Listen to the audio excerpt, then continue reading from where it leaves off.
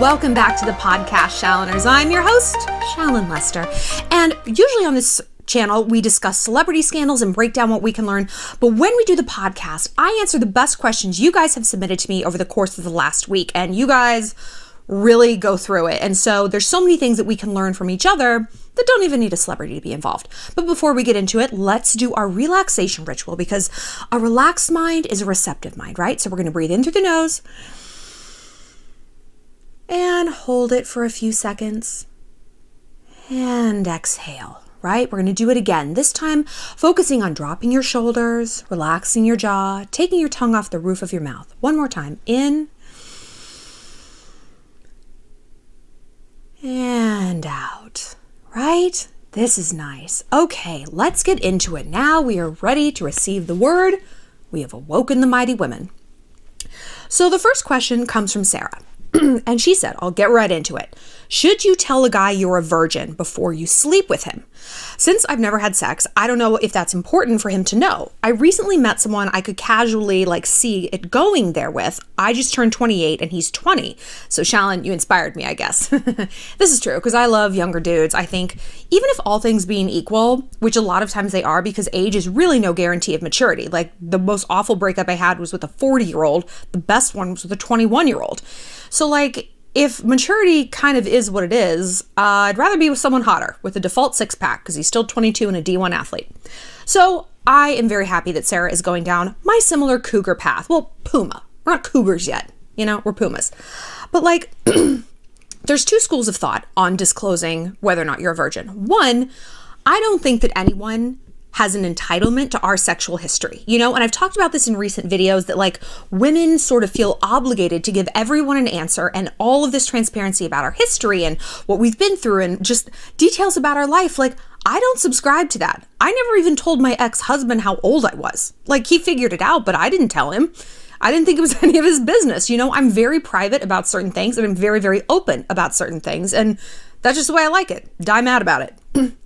But in this specific circumstance, I do think it's important to disclose that you're a virgin. So a huge reason is because of the age difference, right? Younger guys like older chicks, mostly because we're more confident. We know ourselves. We're more fully formed as a person.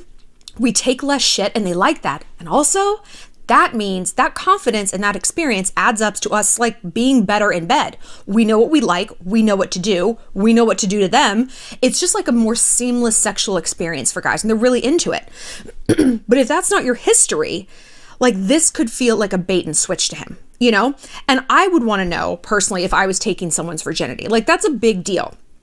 I'd also want to know if a guy was only sleeping with me because he thought I was going to be some sort of cougar wildcat in bed, And that is a lot of times how it goes. One boy that I hook up with sometimes, he gets on my nerves, but he's a lot younger. And I remember one time we were hooking up and I was on top of him and I was choking him and he's like, okay, show me how crazy you can be. And I'm like, this is it. What do you want, a balloon drop? The USC marching band to come bursting through the door? I am being pretty crazy and this needs to be enough for you. Sorry that you are watching weird porn all the time and you think I should morph into some sort of anime octopus. I don't know what to tell you, my dude. So they have maybe an unrealistic expectation of what crazy sex looks like. It doesn't look like a gangbang starring James Dean. Sorry, bro. So I think you want to know if that's all he wants out of this situation, right? That's not good for you. But it also might not be a big deal, but you want to find that out before you lose your virginity, because look, the other side of this argument is that it is very, very likely you're going to catch feelings and bond with the person who takes your virginity. That is simply how we're hardwired, right? And I don't care if you're 28, 38, or 18, losing your virginity is a big deal. You think about it a lot, but it doesn't have to be something that sets the tone for the rest of your sexual career. Think about the first thing you ate. It was breast milk. Are you sitting at Morton's Steakhouse and being like, damn, I wish I had a glass of breast milk? No, you're that's just where I started, but I evolved pretty quickly. But still, there's a reason weaning is a term because it sucks to get weaned off of breast milk. There is an element of bonding to the first thing that you experience, So ask yourself, how am I going to feel if I sleep with this guy and it does remain very casual, if he only texts me 2:30 a.m., you up? Am I going to feel kind of icky? Am I going to feel like I made a bad decision? And maybe had I just held out another 6 months, I would have met a really good guy, you know? It's unpleasant to catch feelings, but it happens, and we have to anticipate that. You can lie to your friends, you can lie to me. Don't lie to yourself about what you truly are hoping to get out of a situation. And more importantly, don't lie to yourself about how realistic that might be. Because one thing younger guys do not expect from an older chick is for us to catch feelings for them. At all. We exist in this sort of like untouchable realm. Like my ex Joe was always like, oh my God, older chicks are like the dream. And I was like, why? Tell me everything. I need to know this. He was like 21. And he's like, because you guys are like hard to get. Like you have such your own life and your own vibe and your own confidence. You don't need us. I'm like, I'm glad you think that. Because I very much do need like younger dudes. I don't want anybody my age. So he could be viewing this as a bait and switch in a lot of ways. Like, oh, not only is she way less sexual experience than me, who's 8 years younger than her, but she likes me and I don't know what to do with this. So that could spook him and he could run away, right? So think about this. Like, think about the best case scenario and think about the worst case scenario, because definitely, you don't want to be making a fear-based decision, right? If you're just gonna sleep with this guy because you want to be relieved of your virginity and you feel weird and you feel like it's hindering you and holding you back and the whole world's looking at you funny and you're off schedule, nah, girl, nah. You know how many people are thinking about what you do with your vagina? Zero. Not even your gynecologist. She don't care either. Nobody but you is concerned about who you're sleeping with, right? So this like fear that you're feeling is coming from just inside. There's no outside data to support this, right? But if you start making those fear-based decisions now, it's never going to stop. Because a big reason girls get caught up in the person who they sleep with the first time and takes their V card is because they did make a fear-based decision. They're like, well, I need to feel normal. I need him to like me. I need to be caught up with my peers. So, okay, I'm just going to sleep with this guy. And that will set a bad pattern for the rest of your life, because you're always going to feel like just you weren't quite ready and you were thrown into a situation or a dynamic that just wasn't a fit for you. Wait another 6 months. Wait another year. Having sex is like suicide. You could always do it tomorrow, you know, but like once you do it, you can't take it back. So think long and hard, like I said, about not only what you want, but what's realistic and what you want from your sexual career as a whole. What do you want in your life right now? Do you want a boyfriend? That's fine. But if you want a boyfriend, don't go down a path of a booty call, because it is never, ever going to get there. Okay, so Coco submitted this next question. She said, I've just gotten out of a 9-year friendship. I thought the friendship was holding me back because she was really codependent. I could no longer share my success or my goals with her because she wasn't doing anything with her own life. The friendship ended because I quit focusing on her and instead focused on changing myself for the better. Even though I ended it wrong, I said, I need a break. She's no longer following me on social media.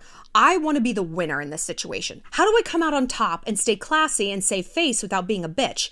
And what strategies would you suggest going forward? So, why do you need to win? This is concerning. We talk a lot about conflict and war, and what do we talk about? Peace versus victory. You always have to analyze your opponent and, more importantly, yourself about what it is you're after. Because if you're after peace, if Coco's after peace, she's got it. She's extricated herself from a situation that was no longer working. And like, what is winning? What is a victory? However that even looks like, forget about trying to like get it. What is that even defined as? What is that going to get you? You know, she's already out of your life. You're moving on. Why would you go backwards into something that's damaging to both of you? Because look, damage will be done to both of you. You're going to be cruel to her for like what possible benefit or outcome to your life, you know? And you're just going to get dragged back into a situation that, number one, you worked really hard to get out of, and number two, wasn't serving you to begin with, you know? If you think you ended it wrong, don't double down on that and try to beat her. You know, if you think you ended it wrong, that to me hints at guilt.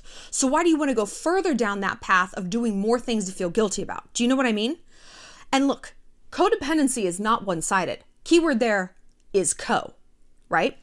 you were part of it too. And maybe this need to win is kind of at the root of it. Like maybe you sort of enjoyed telling her about all your successes because you knew she wasn't doing anything with her life. So you kind of got that added benefit of like making your accomplishments shine all the brighter in comparison to hers. Huh? Maybe that's it. Whatever the dynamic, you got out of it, you leveled up. That is the win. Okay, you have won. So don't backslide only to be mean to someone who like kind of isn't doing that well to begin with. Cruelty is never rewarded. It's not rewarded in an interpersonal dynamic, and it's not rewarded overall by karma. And it's not even rewarded by like us in our own lives. Like I said, what possible thing do you have to gain? Because if you're going for that victory, it's almost impossible to define. Like I won, I beat her. Like physically? Like, do you want to like fight her? That would have a more tangible outcome than just like, I want to get tangled back in with this person and be mean to her. That's not going to get you anywhere. That isn't a level up. And you've worked hard to do that. So to go back into this dynamic would really just dismantle everything you've tried to do. So keep it moving. Forgive yourself for maybe having a shitty friend breakup, because maybe that's why you want to stay tied to the situation. Because if you feel like you got to win, then you're no longer the bad guy, you're the victor. But a lot of times, those are one and the same, baby, right? So learn from that, lean into that, and cultivate healthier and more reciprocal balanced friendships going forward. That's how you win. So Shannon submitted this question. She said, I've been married for about a year and my husband is wonderful, smart, funny, cooks, cleans, great in bed, loves me incredibly. Girl, put him back on the market. But I've started crushing so hard on a coworker that I'm even contemplating divorce. My coworker is cute, he's funny, but I don't even think he'll do chores or be as good of a husband. Like on paper, he just isn't as good. Even if I get divorced to be with my coworker, I'm worried that in a year, I'll be crushing on someone new. Like in college, I crushed so hard on other boys that I broke up my 3-year relationship to be with him. Why do I fall for others and stop, feeling for my partner? Well, I completely get this. I too am a chronic crusher. That's because I'm a flirt and I just need a lot of attention. I'm an only child. I'm a narcissist. I understand that I have high attention needs and that crushes are kind of always going to be part of my life. But that's okay as long as they're manageable. As long as I do what guys do and compartmentalize. This is a huge reason like why the communication between men and women break down. Like when we meet a guy on vacation and we have this wonderful fling and whatever, even though we might live in different continents, like we want to make it work. And the guy's like, well, see you later. They know how to compartmentalize. They know how to keep things in a certain category of their life and not bleed into the rest of the things because they know ultimately it's either not going to work or it isn't even really what they want. So we got to take a page from them. But look, as a chronic crusher, I have realized 2 things. Number 1, crushes are very often a symptom of something larger. Like this crush represents the 20% your partner isn't giving you. And maybe that's simply novelty and newness. I've talked about the 80-20 rule before. It was in a Tyler Perry movie, as so much wisdom is. And he's like, I think it was Why Did I Get Married? I was going through a divorce when I watched that. I was not happy. But the character says like, look, your partner is only going to give you 80% of what you need. No more, no less. But then you start fixating on what that 20% is that you're not giving. And along comes this girl who embodies that 20%. And you become obsessed with it. So you leave your wife for her thinking, because you're so blinded by the 20%, that actually she's going to give you 100. And she's not. You've downgraded. You've gone from 80 to 20. So it's really important to recognize and identify what that 20% is that you need and like compartmentalize it. Now look, if you say, hey, I don't have sex enough with my boyfriend or my husband, that's not a 20% thing. That's like a 60% thing. So that is something you need to get out of. If it's, he doesn't communicate with me, that's also not a 20% thing. A 20% thing is like, he's a night owl and I'm a morning person and we don't like to spend our Saturdays the same way. But that actually might be a little bit bigger. It could be something like, I like porn and he doesn't. Like that's more of a 20% thing. But in Shannon's case, it could be just like novelty and newness. She could just be kind of like bored in relationships in general, which I think a lot of us experience. Even though we love our partner, we don't necessarily want to be single, but we just want a little bit of spice still, right? But you're right. You are going to keep repeating this cycle no matter who you're dating. So you do have to analyze what this new guy, what all of these new guys are an emotional getaway car from. Is it stagnation? Are you in a relationship and it's like you feel like there's no more novelty in that relationship, like there's nothing left to discover? You can generally get whatever that getaway car thing is in your relationship. Because look, you don't want to leave your husband if you're not clued into what you actually need from a partner. Because like I said, this is going to keep repeating. I remember when I was getting divorced and we were in therapy and she's like, what's your biggest fear? I was like, my biggest fear is that 5 years from now, I'm going to be on this couch again with somebody different. She's like, then you need to learn from this. And she was right. I learned a ton about myself and hopefully, I'm not just going to keep repeating them. I'm ready to make fresh new mistakes. Yay. So the second thing I've learned as a chronic crusher is that not every feeling needs to be followed. This is also something that women do that guys don't. And it's part of that compartmentalization. Like we feel a spark and we're just like, I have to go after this. I have to date him and love him and make him mine. I have to marry him. I have to divorce my husband, blah, blah, blah. Guys are like, yeah, she's fun to flirt with. I'm gonna go home to my wife though. Like they don't take it that seriously. It don't get that deep. We can compartmentalize because that's how guys do it. And guess what? Guys get to run the world. Do you know why? Because they're not wasting their energy chasing every single spark that they feel. They keep it controlled. They keep it moving. And they analyze more, I guess, realistically, what this 20% girl is going to actually give them. Whereas women don't. We get blinded and bamboozled by love. So look. First of all, this work crush doesn't sound like he's asking you to leave his husband. Like this is a crush. What you know about him is simply what he has allowed you to know, right? He could poop in the shower. You don't know, girl. Marriage is logistics. This is true. So instead of incinerating your life for a billion unknowns that is probably going to end up in the exact same place, you having a crush on somebody else, compartmentalize. Think of this guy as someone fun to spice up the day, not someone to leave your husband for. Okay, so our last question comes from Anna. We have another question about friends, and I feel like we're on a roll with this friend stuff. Maybe it's just that time of year where everyone's kind of like emotionally cleaning house, making room for new things, hopefully. Because you know what? We got to trim dead ends. That doesn't just mean for our hair. So she says, I have a friend I'm conflicted about. She's a nice girl and we have fun, but there's a lot of moments that I just don't vibe with. Examples. When she drinks, she becomes kind of out of control and annoying and hostile.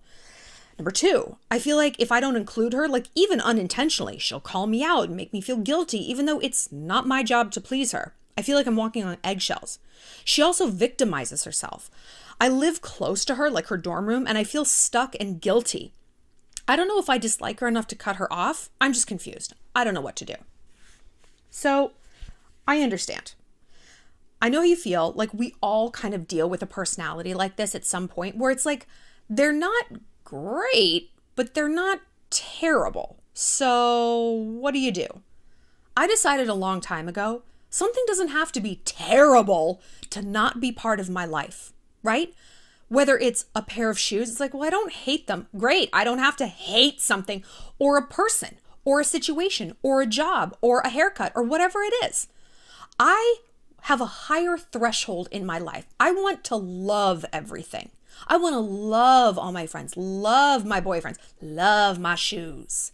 And if something isn't singing to me, if it's not awakening my purpose, my passion, leveling me up, surrounding me with love, filling me with support, it just doesn't need to be in my life. Life is too short. Time is our non-renewable resource.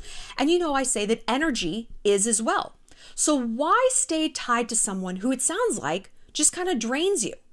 She's nice. She can be fun. You know what I've always read? Hitler was a delight at parties. Anyone can be nice.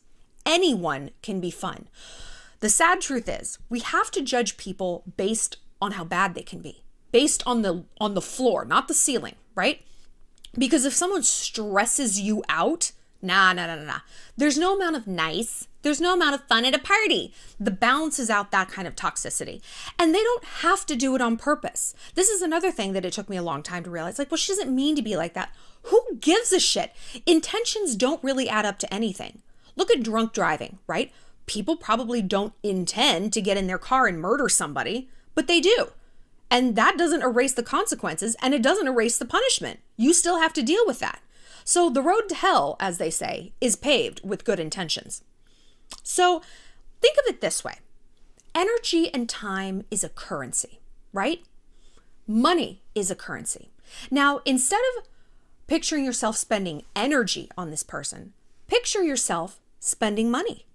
Every time you hang out with her, it costs you $75. Every time she bothers you, costs you another $15. Suddenly, you'd have a real good idea of what she brought to the table, right? Real good.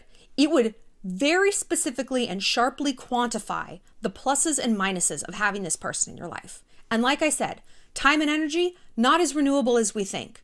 So you're spending something. It might not be dollars. It might not be French francs or the euro. There aren't even French francs anymore. That's so weird.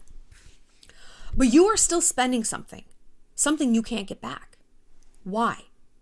Look, you don't owe her anything, right? It's our inclination as women to please, to be, pack builders, whatever. But her expectations are her own, and you don't need to twist yourself into a pretzel to please her, because what is the return on that investment? Say you're friends with her for the next 20 years. What have you gotten out of it? Not like you should look at friendships from like this usury point of view, like, what am I getting from you? But literally, what are you getting from someone? If you're not getting peace of mind, which should be the absolute baseline, the foundation, the table stakes, the price of admission, nothing else is going to be worth it, right? So you have my permission to cut her off. The worst case scenario, she hates you. Okay? I'm a big believer in taking worst case scenarios to the absolute nth degree. Like, okay, she hates you and she tells people she hates you and does the world stop spinning? Nope. The sun comes up. God, she's still on the throne. Shallon's still making videos. Life goes on. Like 40,000 people on the internet hate me. Like people say unspeakable things to me. Whatever. The world keeps turning. I keep getting paid. We have to get comfortable with disappointing people, because it is definitely better to disappoint other people and have them not like us than to not like ourselves. And make no mistake, this is where that leads. Because this kind of person, if you let one of her into your life, you're going to let a bunch more. You're going to let a bad boyfriend into your life. You're going to let a bad boss into your life. You're going to normalize feeling like this. And before you know it, you're going to have a life that is run by guilt instead of passion and power. And once you entrench yourself into that lane, it is very, very hard to get out of it. We all deserve better. That's it for the podcast this week. Thanks for joining me, Shalloners. And if you have a love question of your own or about friends or anything else, find me on my website, shallonlester.com, and click Get Help. Also follow me on Instagram at ShallonXO. And click like and subscribe here on the YouTube channels for 4, if not more, videos a week.